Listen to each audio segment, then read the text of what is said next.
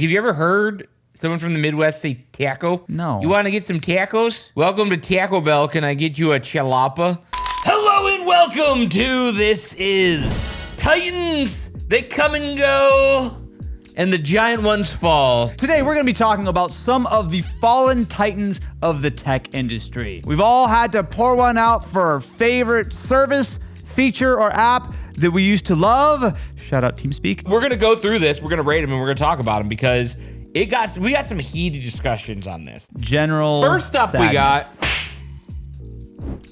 AOL. You've got mail. AOL is an interesting company because it was originally a service to curate games on Commodore 64. Then they started getting like, we could do some little bit of email. And what if we did some file sharing? And then what if we did some chat? Youngins who grew up on iPads might not have ever had the amazingness of having AOL CDs backed up to your front door in a dump truck. You didn't have URLs, you had keywords. It just made navigating the internet so much easier for people in a time when tech literacy was at an all-time low. They ended up buying Netscape in 1998. I think they kind of peaked in the late 90s. So in the year 2000, they had up to 20 million dial-up subscribers. They bought MapQuest. Remember MapQuest? Google Maps before Google was a thing for $1 billion in 1999. And the craziest thing of all was they merged with Time Warner in 2001. However, that was pretty much the peak because the dot-com bubble burst. The AOL Time Warner merger was a horrible idea that sort of got itself unwound after a few years. It was a slow death. When you think about the what they need to capitalize was on AIM. I cannot describe the rush of seeing your crush. Oh my God. Like log on. And because it'd be like the door open sound effect and be like, oh my God, there's Tiffany. Tiffany, if you're out there. Goodbye. We should jump on AOL. We should reconnect. I got myself a T-Mobile Sidekick with a prepaid account just to use AIM on there because that didn't count as text messaging. By the end of 2009, they actually had already split up with Time Warner. Verizon bought them for a little while. Then they got sold again. It still exists, but it's really a hollow shell of its former self. I assume it's mostly a bunch of like patents and like, you know, people who still use their AOL email addresses or whatever. This highly sophisticated board is going to show us, are we on the peak of these dead technologies or are we glad that they were gone? So we want the good stuff on the left and the bad stuff on the right. This is tough because I can't imagine much higher, but I'm also hesitant to give it the highest. I'm giving it, This video is sponsored by Squarespace. Level up your small business or side hustle with a personalized website from Squarespace. Does your design expertise start and end at Microsoft Paint like me in the 90s? Well, no worries because Squarespace's design intelligence feature has you covered. Their new cutting-edge AI tools are trained using 2 decades worth of design expertise to help you build your website. And once you've hooked your customers with your sleek website, it's super easy to set up a variety of payment options with just a few clicks. Accept PayPal, Apple Pay, credit cards, and even buy now, pay later services such as Afterpay in eligible countries. It is an absolute breeze to sell content with Squarespace's online store feature. You can put up online courses, blogs, videos, or even the Banjo Boys' new true crime documentary, Who Murdered the Fourth Banjo Boy. Ooh. It's as easy as picking your price and whether you want to do a one-time fee or reoccurring subscription. So are you ready to supercharge your brand's online presence? Head over to squarespace.com/thisis to get yourself a 14-day free trial and 10% off your first purchase of a website or domain. And thank you very much to Squarespace for sponsoring this episode of This Is. Next up, we have Palm. Palm was an incredibly influential company for a lot of reasons. Palm is the granddad of the smartphone. Before smartphones were a thing, PDAs, which were later known as Palm Pilots largely because that was the absolute dominant version of it. They took mistakes of the Newton, they took the mistakes of other PDAs, and they just kind of fixed everything about it. If that was just the end of the story, Palm would be somewhere in here. Like, they had a very successful product in the 90s and they kind of flamed out. But Palm had a second life and sort of third, but really a second life. In 2007, the iPhone came out, really scrambled the industry. They brought out WebOS. WebOS was absolutely revolutionary. If you pick up a WebOS device today, you will be shocked at how intuitive it is. I would argue that after Palm went under, Google, as well as Microsoft and definitely Apple, spent the next decade plundering its figuring out all the good ideas. The Palm Pre had wireless charging in 2009. Yep. Everything that people loved about every other phone, yeah, it had it. It looked from the future. The physical keyboard, as soon as the iPhone came out, its days were numbered. So in 2010, Palm was actually purchased by HP. So here's the thing, for Palm, an important historical company, a lot of real innovation there. Technically, WebOS still exists. LG actually bought WebOS, so that's what runs LG TVs. I want to say we're in this zone. This zone over here. Yeah, I'd say we're on the peak of that zone. This peak of the zone. Vine! Oh yeah, that can go on the bottom. Yeah, well, I'm good with that. Dude, Vine was bad. Here's the thing, this was TikTok before TikTok. This was so much better than TikTok. The whole reason I have this job now is because of Vine. When I was a teacher, because yes, I was a teacher, I was Ken's teacher. I started teaching my students, hey, you should start shooting stuff for social media. Yeah. And one of the projects I had them do was shoot a Vine. I was super into this type of thing. And then when Ken started working here, he's like, hey, you're into YouTube and stuff. Do you want to come and work with us? And that's how I'm here. The problem with Vine was that it never had a way of making money, because guess what? It's hard to run ads or monetize anything when you only have 6 seconds to work with. To be fair, I do think Twitter shut down Vine at probably the worst opportunity. Vine was literally TikTok a decade before TikTok was popular. But the good thing though is that Vine spawned many highly successful and acclaimed creators like yeah.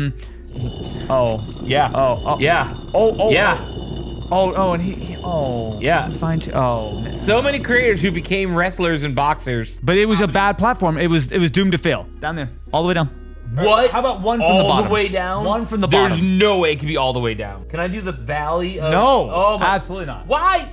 Dude, Vine was bad. Vine was bad and you should feel bad. I don't feel anything because I have hemorrhoids. All right, next up we got Skype, the most recent fallen victim on this list. Skype is officially no more. Dead. As a formative young lad, GChat and Skype was where I hung out all the time. The real claim to fame with Skype, it allowed you to have first voice and later video calls with pretty much anyone, essentially for free. You want to know the most 2007 thing? Please. I would be Skyping.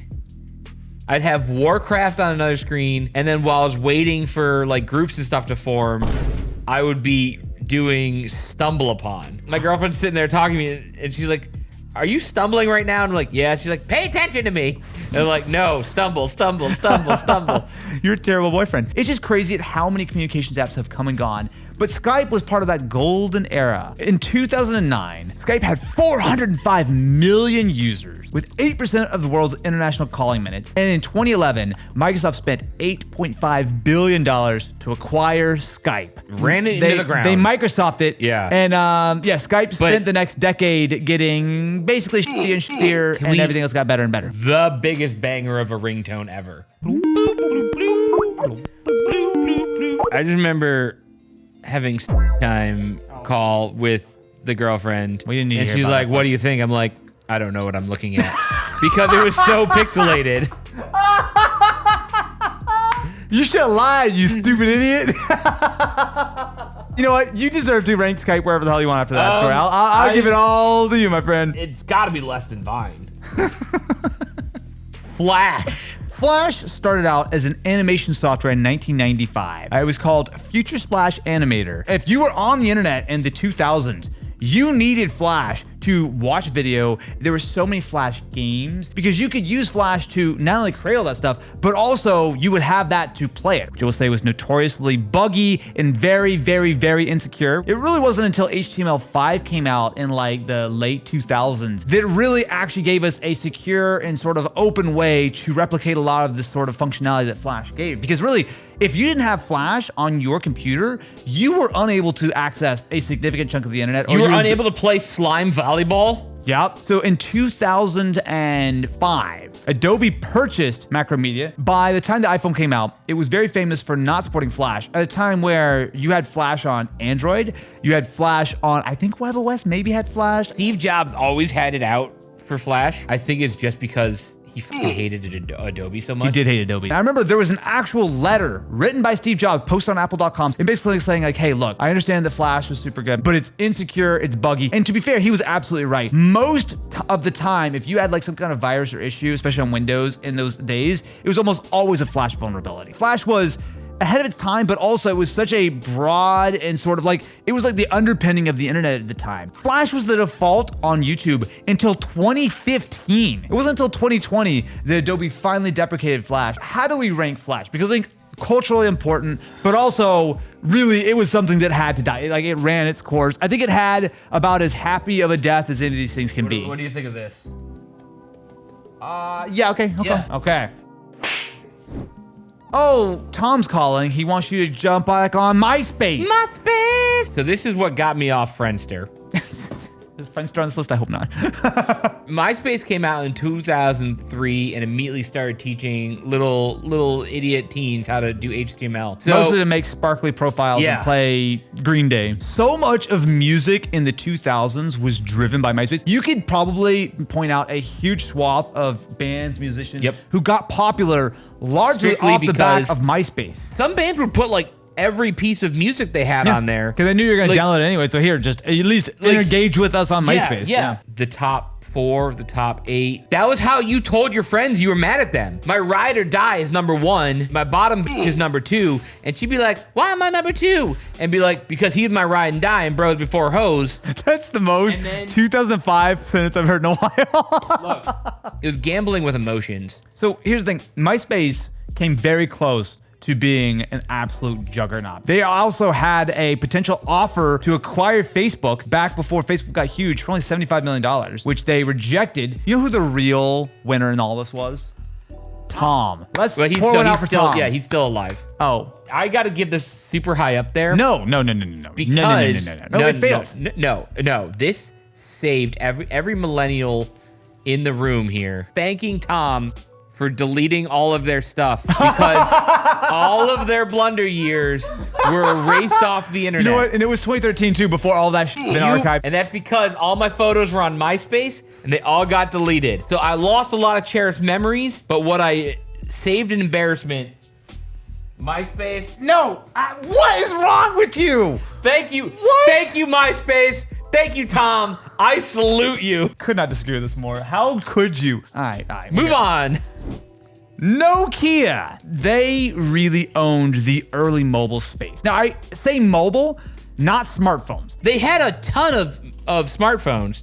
They just sucked. You look at Android, right? Android has been continuously developed for almost 20 years now. I know, I invented it. Same thing with the iPhone. Almost everything that we use today has had 15, 20 plus years of continuous development. The thing is earlier stuff. So you look at like WebOS. Like WebOS worked because it was a brand new ground up thing. Like that was the smart move. They were just a little bit late. But you look at other things like Symbian, which is the actual operating system that Nokia used. You look at like Windows Mobile. A lot of this stuff was like a little too old and creaky, and so as technology advanced, they couldn't add enough features on it. It sort of crumbled. Looking back with the benefit of hindsight, what really made or broke almost all these companies, especially like that sort of 2000s era, was at what point did you decide to cannibalize yourself? At what point did you kill your hugely successful product to burn it down and to start from a brand new sort of foundation and build up from there? You look at companies like Palm, you look at companies like Microsoft, especially in the mobile space, they were all building on antiquated technology that they just couldn't keep bolting features on. It just didn't work. And Nokia, they just kind of didn't do that, or at least they didn't do it until it was far too late. In 2007, they had 40% of the mobile phone market share. And I say 2007 because that was the year that the iPhone came out and it started to go downhill. By 2010, they had pretty much lost almost all third-party support. In 2011, they basically had said, you know what? We're switching to Windows Phone. By 2011, Android had already gotten a good market share. The iPhone was on its 4th iteration. They were just a little bit too late to actually get the sort of their claws into things. Yeah. And they ended up buying Nokia because they knew that they were behind and they knew they needed to persevere on mobile. But even then, it was too little too late, and Microsoft eventually decided to just sort of sunset Windows Phone by the late 2010s, which is sad. The problem with Nokia, though, was that they were just too little too late. Nokia's got to be... I'm going to put it... No, what? Stop putting high. Just put it slightly below Palm, and I'll feel better. Okay. Speaking of phones, we have the Blackberry. If you could afford the phone, it was free to text people through BBM. And that was just such a huge deal because, again, we're talking at a time when it was 10 cents a minute, 25 cents a message. I lost friends and I lost relationships because you couldn't text people for free. The best physical keyboard on any smartphone of all time were on a number of Blackberries. Like, they really had the keyboard sort of sorted out. Blackberry, they were smart because they had sort of really targeted themselves more on the business side and just happened to also work as like sort of a consumer device. The push notification was designed and invented by Blackberry in 2010 with a 43% market share, but almost immediately it started dropping once the iPhone started to pick up and was not like $1 billion. It dropped from 43 to 7% in less than 3 years. There was no real third-party app support. There's no app store. This is tough because the people who went to BlackBerry are the people who left Palm. BlackBerry killed Palm is really what it comes down to. You know, actually, because this was a Palm pilot that had that. And people moved to BlackBerry. BlackBerry is what Palm should have been. Yeah. And so that's what. I feel like it's got to be below Palm then. All right. Next up, we got the iPod. So the first iPod came out in 2001. The first iPod was a classic first generation Apple product. It was late to market. You know, there were other MP3 players that existed. It was much more expensive. They had something there because I think they accurately looked at the market and was like, hey, all these MP3 players kind of suck. We can make something that looks better and is more iconic, yada, yada, yada. It started out with like a good concept, but a little rough, but they refined it and refined it and refined it. The iPod market share in the US was 74% by 2005. And in 2006, iPod sales were 40% of Apple's revenue. Keep in mind, that is the last year before the iPhone. Here's my controversial take on the iPod. Okay. It was massively iconic, and this is the one that is the least influential of stuff today. When you trace what's still being a thing today, the iPod is the least. I think it did do one thing though. That sort of brought Apple from being a sort of almost has-been to the hip, cool company that we all thought about them as in the 2000s. I have a little bit of an ulterior motive here.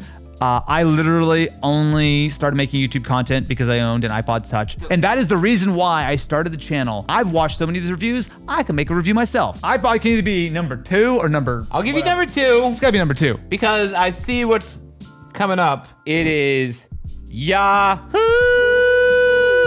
They started as a web directory. 1994. And became the first popular search engine. It was fun Google. By 1998, Yahoo was the most popular homepage, I think, just on the whole internet. They started adding other services like email and whatnot. I remember you used to have a Yahoo email address. So in 1988, they had the opportunity to purchase Google for $1 million with an M.